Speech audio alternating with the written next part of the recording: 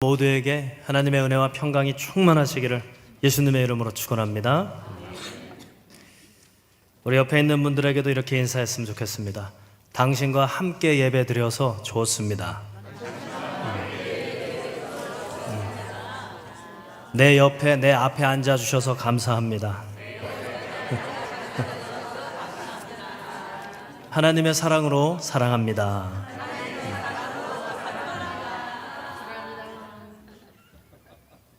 하나님께서 당신에게 복 주시기를 빕니다. 아멘. 봄이 되었죠. 며칠 전에는 봄비가 내려서 이제 생동감이 느껴지기 시작했습니다. 여러분, 봄이 되니까 식욕이 왕성해지죠? 저는 왜 겨울에 왕성해졌는지 여러분들의 지금까지 인생을 살아오시면서 가장 기억에 남는 음식을 한번 떠올려 보세요. 가장 기억에 남는 음식 무엇이 있을까요? 한번 옆에 있는 분들에게 물어보세요. 가장 기억에 남는 음식이 뭡니까? 질문을 했는데 대답을 안 하면 마음이 불편하니까 대답을 해보세요. 그때 먹었던 그때 먹었던 뭐 이렇게 있죠? 다들 있으시죠? 어머니가 해주신 또는 내가 누군가에게 오전에 교사 경건회 때 네 분의 선생님들을 놓고 하는데 어떤 분은 어머니가 끓여주셨던 그 알알이 송송 있는 호박죽, 그리고 제 아내는 어머니가 끓여주셨던 초등학교 때는 정말 먹기 싫었던 밥을 만 청국장. 그러나 지금은 서울에 올라갈 때마다 끓여주실 때 너무 좋다. 그리고 어떤 선생님은 그냥 어머니까지는 아니더라도 그냥 내가 좋아하는 행복함을 느낄 수 있는 칼국수. 그리고 한 선생님은 남편이 일을 하느라고 옆에 없을 때 초등학교 6학년 된 아들이 자기가 너무 아파가지고 이 배달 앱을 움직이지 못할 정도로, 음식을 시키지 못할 정도로 아플 때 그 초등학교 6학년짜리 아들이 끓여준 라면, 그러면서 눈물을 막 흘리더라고요. 여러분들에게는 그런 소울푸드라고 하죠? 내 영혼을 위로해주는 뭔가 연상이 되는 음식. 저에게는 물론 어머니의 맛있는 음식도 있지만 그래도 23살에 제가 장교로 군입대를 하고 경북 영천에서 훈련을 받을 때 35km 행군을 처음 했어요. 한 35km 이상 되는 완종 군장을 메고 이제 유격장을 향해 걸어가는데 발도 아프고 어깨도 아프고 정말 죽을 맛이었어요.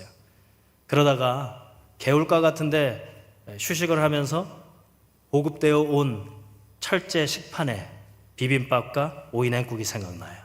한번 띄워줘 보세요. 네, 요런 비슷한.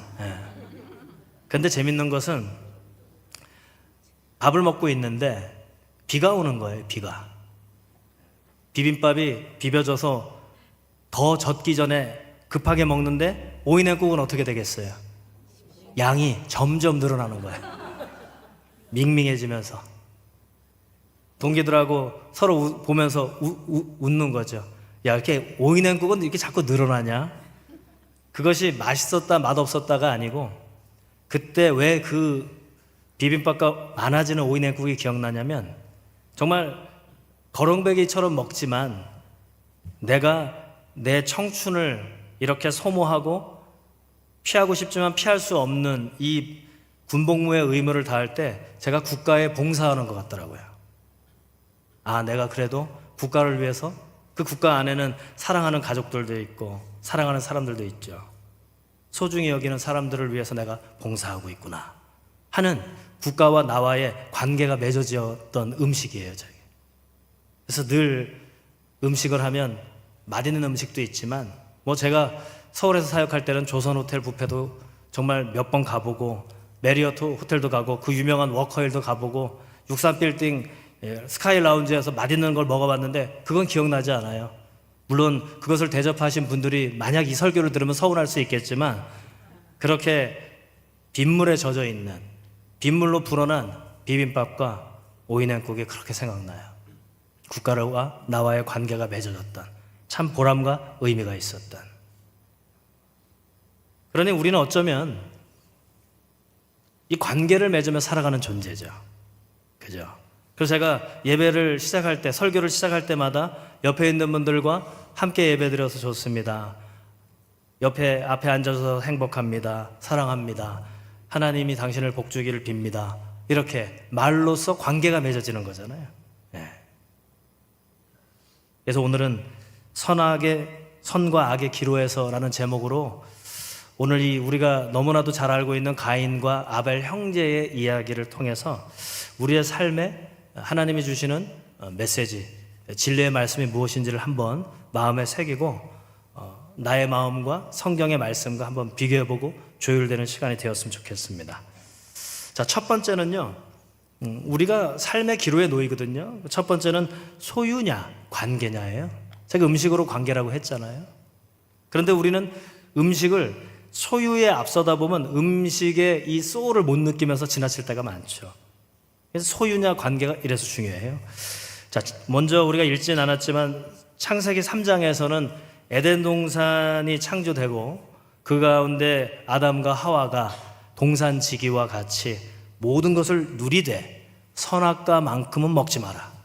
그런데 뱀이 와가지고, 그죠? 뱀이가 와가지고 유혹을 하는 겁니다. 먹어도 돼. 그걸 먹으면 너희들이 하나님처럼 될까봐 그것 때문에 먹지 말라고 한 거야. 이런 아주 사탕발림의 이야기를 듣고 뭔가 마음에 결단이 섰죠. 그리고 나서 선악과를 딱 바라봤더니 우리 6절 이런 매력이 있었던 거예요. 읽어볼까요? 시작.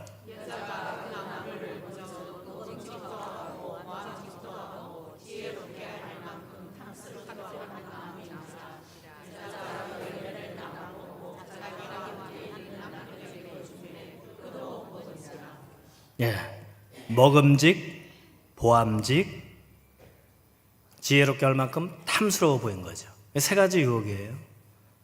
이것을 가지고 했는지는 모르겠지만 프로이드는 이드, 에고, 슈퍼에고 이렇게 3단계로 또 분류하기도 했죠. 요한 사도는 이걸 가지고 육신의 정욕, 안목의 정욕, 이생의 자랑이라고 또 표현하기도 했습니다.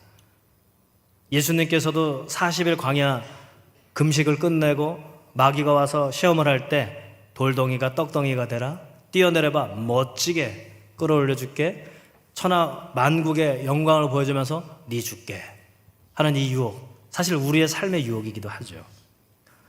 이 이후에 그만 먹지 말라고 하셨던 선악과를 먹어버립니다. 이어지는 7절 8절을 한번 먹기 전과 후 어떤 것이 변했는지 생각하면서 읽어볼게요. 시작.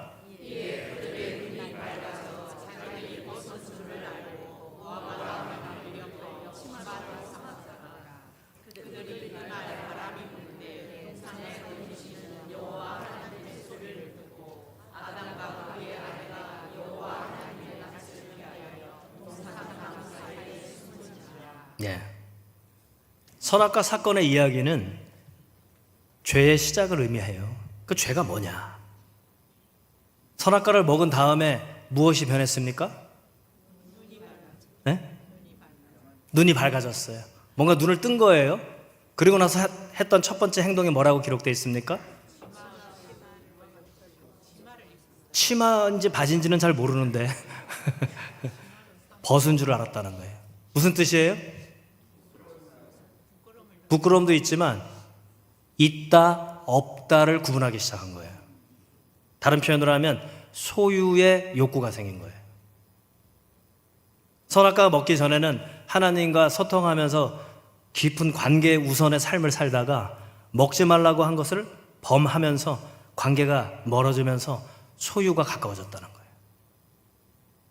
거예요. 왜 하나님은 우리한테 옷을 주시지 않으셨지? 라고 하는 의문, 좀 더 과장되게 표현하면 불편함이 생긴 거예요.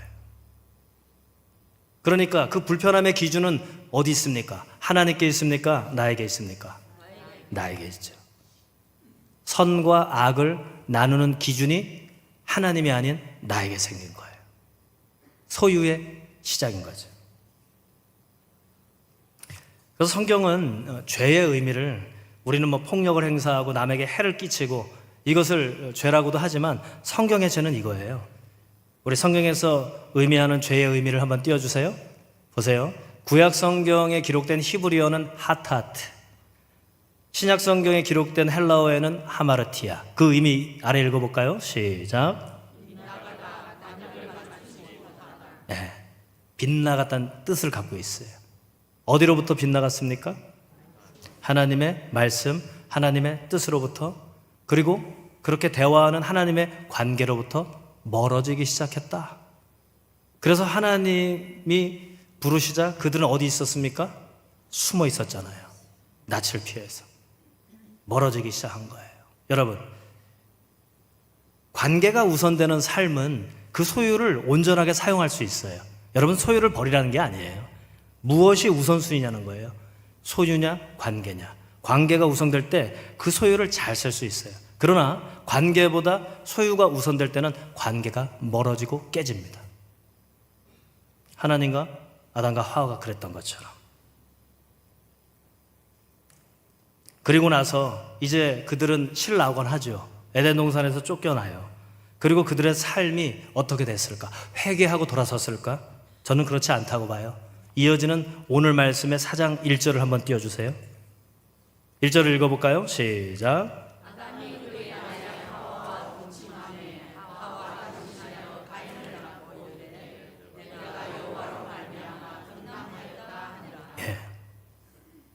첫 아들을 얻었어요. 너무 기뻐요.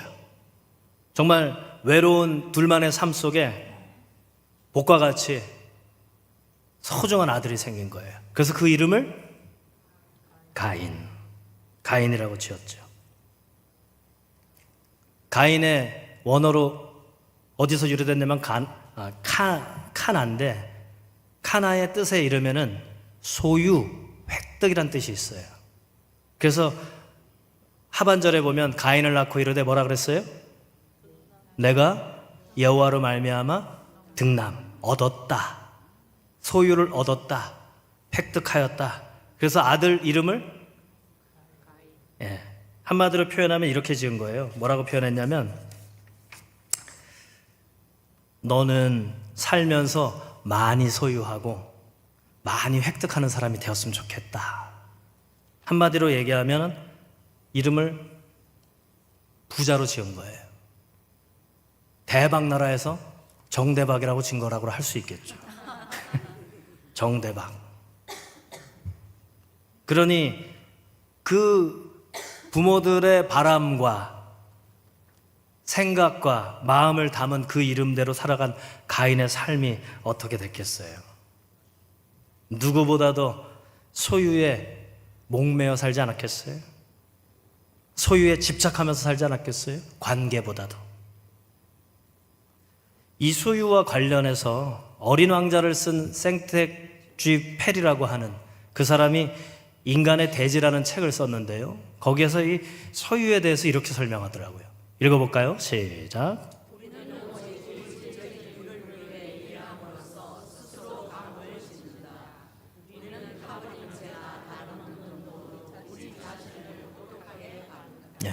소유를 버리라는 의미는 아니에요. 소유에 집착하면 집착할수록, 돈을 쫓으면 쫓을수록 우선순위가 될 때 관계가 깨진다는 거예요. 외로워지죠. 부모와 자식이 단절되고, 형제와 자매가 단절되고, 친했던 친구와 멀어지는 거 아닙니까? 왜? 자꾸 와서 빌려달라고 하니까. 뿐만 아니라 나의 사업이 번창할지라도 소유에 집착하고 관계를 자꾸 뒤로 하면 곁에 있는 사람들이 나의 이용가치, 나의 소유를 위한 수단이 돼요. 그럴 때마다 내 곁에 사람들은 떠납니다. 생텍쥐 페리의 말처럼. 그리고는 그의 삶을, 여러분 그렇잖아요. 예배는요, 예물도 하나님께 드리지만 나의 마음과 정성과 시간과 몸, 삶을 드리는 거거든요. 아벨과 가인의 이 제사가 단순히 예배만을 의미하는 건 아니고 삶도 포함된 거죠. 이어지는 2절, 3절, 4절을 한 번 더 읽어보겠습니다. 시작.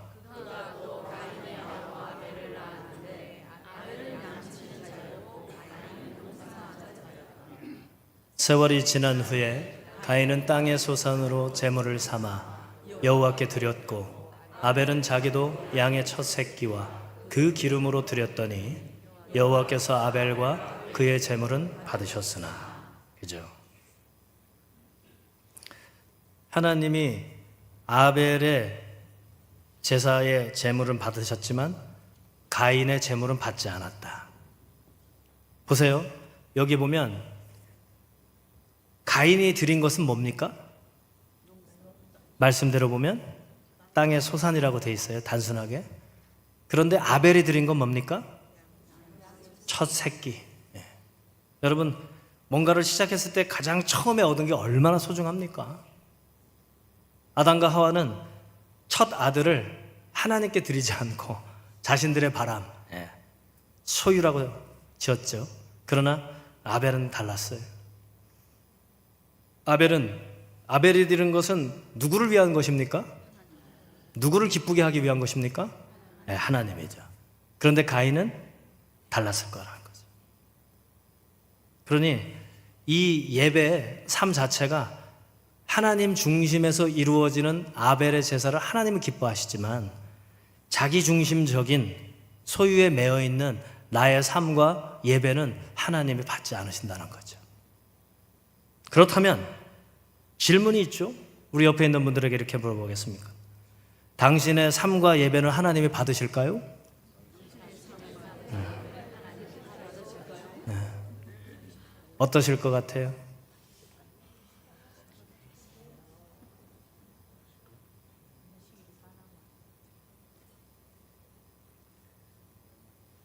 관계보다 하나님과의 관계죠.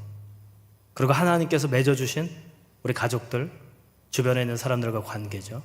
그 관계보다 소유가 우선이 될 때 우리는 점점 빗나가는 거죠. 하나님으로부터, 하나님이 계획하신 우리의 인생으로부터. 그런 삶을 하나님이 원하지 않는다는 거죠. 아벨처럼 가장 소중한 것을 그 예배 자체의 중심이 하나님께 있을 때 그 예배를 하나님 기쁘게 받으신다는 거죠. 그래서 우리가 예배가 은혜롭다, 좋았다. 그 기준은 어디 있는 거예요? 나에게 있는 거잖아요. 내가 온전히 드렸다 하는 예배가 되길 바랍니다. 하나님이 받으시는 예배와 삶을 사시길 바랍니다. 그럴 때 우리는 드린 거지만 더 좋은 것으로 우리에게 반드시 하나님은 채워주십니다. 자, 두 번째예요.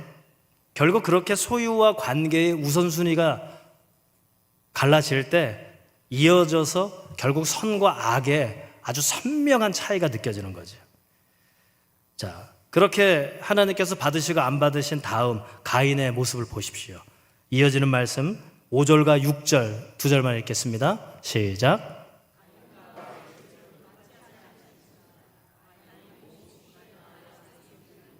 안색이 변했어요.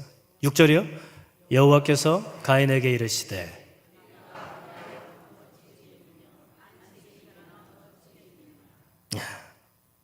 화가 왜 날까? 가인아. 하나님이 몰라서 물어보시는 게 아니에요. 선문답이에요. 너가 왜 화가 나는지를 한번 생각해봐. 너가 그렇게 실망하고 불편하고 원망하고 안색이 변할 만큼 왜 그럴까? 한번 생각해봐. 여러분, 이 말씀 들을 때 불편하세요? 어떠세요? 기쁘세요? 불편하세요? 왜 그럴까요?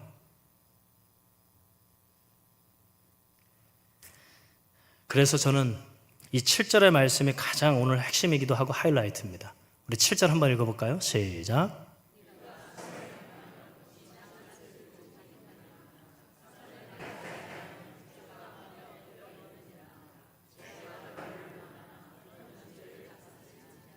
네, 보세요. 7절에서 되게 중요한 말씀을 하시는 거예요.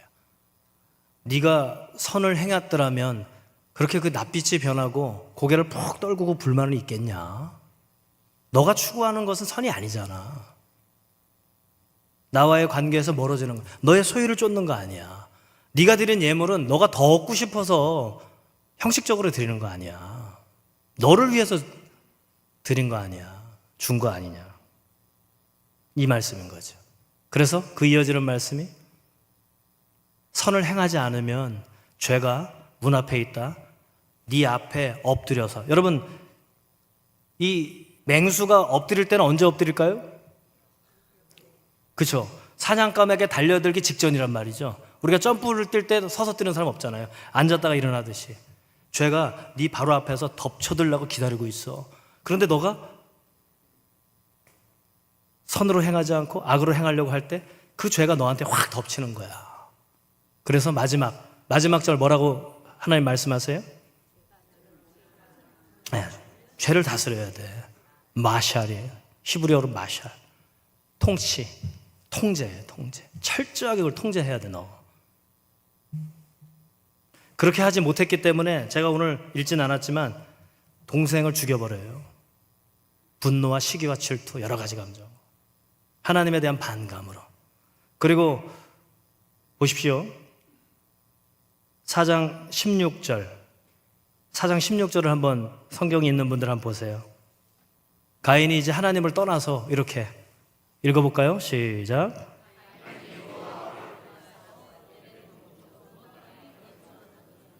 17절도 한번 띄워주실 수 있어요? 네, 17절 읽어볼까요? 시작.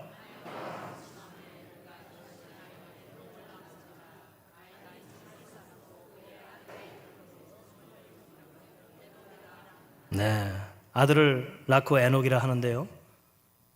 에녹의 이름을 따라서 도성을 만들기 시작했어요. 그 도성은 인간 중심의 세상이에요.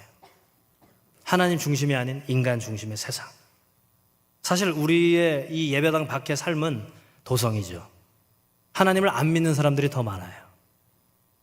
주도하는 사람들이 하나님을 믿지 않고 하나님을 믿어도 소유가 우선인 사람들이 리더가 됐을 때 얼마나 위태롭고 혼돈과 공허와 흑암으로 치닫습니까?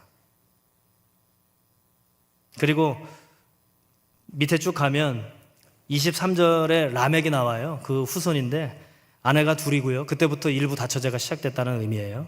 그리고 그가 뭐라 그랬냐면 누가 나한테 까불어가지고 내가 때려 죽였어. 앞으로 나한테 까불면 7배로 더 아주 잔인하게 내가 복수할 거야. 폭력이 중심이 된 세상이 됐다는 거예요.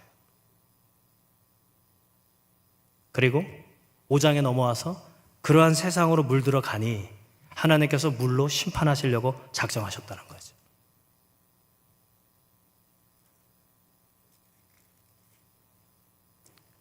시작은 단순합니다, 여러분.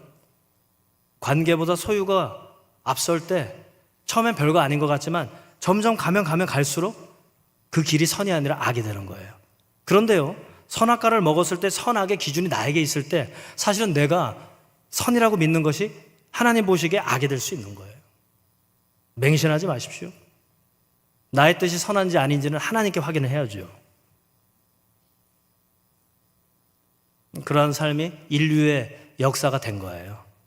저는 오늘 한 가지 더 말씀드리면 단순히 예배에서 아벨은 하나님께 드리는, 단순히 가인은 자기의 기복을 위해서 자기를 위해서 드렸던 이런 예배 신앙의 의미도 있지만 우리 인류의 역사의 의미도 있어요. 아벨의 직업이 뭡니까? 아벨이 하는 일? 양을 치는 일. 이게 양을 치다라고 했을 때의 원어를 보니까 라아인데 라아. 이 히브리어의 의미는 돌보다는 뜻이에요. 그러니까 하나님이 맡겨주신 동물들은 그는 돌보면서 살았어요. 그런데 가인은 직업이 뭡니까? 농업이죠. 그래서 제 아내는 그 얘기를 하더라고요. 자기는 어렸을 때 이 본문을 읽으면서 하나님은 채식보다는 육식을 좋아하시나 보다. 그렇다는 거예요. 그런 의미가 아니죠. 비싼 거, 싼 거, 그런 의미 아니에요. 저는 이 인류의 고백이자 기록이라고 저는 이렇게 또 다른 해석을 해요. 사피엔스라는 책이 있습니다. 이스라엘 예루살렘 대학 역사 교수가 쓴 빅 히스토리죠. 여태까지 인류의 모든 연구 자료, 발견 자료, 그것을 다 총망라해서 히스토리, 이야기로 썼어요. 기록을 했단 말이죠. 여기에서 주장하는 게 뭐냐면 이 구석기와 신석기를 나누는 데 있어서 구석기 시대에는 수렵과 채집을 했다는 거예요. 사냥을 하고 그리고 열매를 따먹는 이동하는 삶을 살았죠. 우리 사진을 한번 띄워주세요. 네, 이렇게. 그러니 동물을 따라다니고 열매를 따라다니는, 그러니까 자연과의 관계 속에서 하나님의 섭리를 알면서 그렇게 순응하면서 살았던 삶인 거예요. 그런데 BC 10,000년 전에 농업이 시작됐다는 거예요. 물론 최근의 자료에 의하면 튀르키예 남동쪽에 보면 퀘베클리 테페라고 하는 유적지를 발견했는데 연대 측정을 하니까 BC 11,700년 정도의 유적지인데 거기에 씨앗이 나왔다는 거예요. 그래서 이제 농업의 시작을 더 2,000년 정도 앞당겼는데 중요한 건 이건 거죠. 인간이 자연에 순응하면서 수렵과 채집의 삶을 멈추고 농업이라고 하는 정주 생활을 했는데 이 농업이라는 의미 자체가 자신들이 소유를 통제하고 싶었던 거예요. 자연에 통제당하던 인류가 신석기 오면서 농업이라는 것을 시작하면서 정주하고 소유를 통제하고 싶은 삶으로 바뀌어졌다는 거죠. 그래서 유발 하라리가 뭐라 그러냐면 수렵 채집을 할 때는 미래가 좀 걱정은 됐지만 공동생활을 하면서 사냥하고 채집하는 평균 노동시간이 3시간에서 4시간이었대요. 그런데 농업이 되면서 여러분 아시겠지만 평균 노동시간이 10시간 정도로 늘었대요. 그런데 수렵 채집할 때에 이 단백질과 미네랄, 비타민을 충분히 습득했던 인간이 농업을 시작하니까 처음에는 뭐 대단했겠어요? 밀, 옥수수, 뭐 보리 정도 강한. 그러다 보니까 영양이 부족했다는 거예요. 그러면서 가축을 길들이고 가축을 통해서 다른 영양분을 공급하는 이 동물을 통제했다는 거죠. 땅도 통제하려고 했던. 그렇게 인류가 바뀌었다는 거예요. 제가 뭐 농업을 부정하는 건 아니지만 인류의 역사의 변천사예요. 그러니 자연에 순응하며 하나님 중심으로 살던 인류가 이제 자기들이 직접 소유를 통제하고 싶은 인류로 변했다는 거죠. 저는 이 아벨과 가인의 이 제사가 단순한 하나님께 드리는 예배 이상의 인류, 우리 호모 사피엔스의 고백이라는 거죠. 그리고 이제 그것이 산업화가 되고 지금 AI 시대 최첨단을 달리지만 과연 우리의 삶의 목적이 나의 중심으로 보느냐, 하나님이 인도하시는 하나님의 중심으로 가느냐, 소유가 우선이냐, 하나님과의 관계 속에서, 자연과의 관계 속에서 우선순위를 하고 살아가느냐, 이런 기로에 늘 서 있다는 거죠.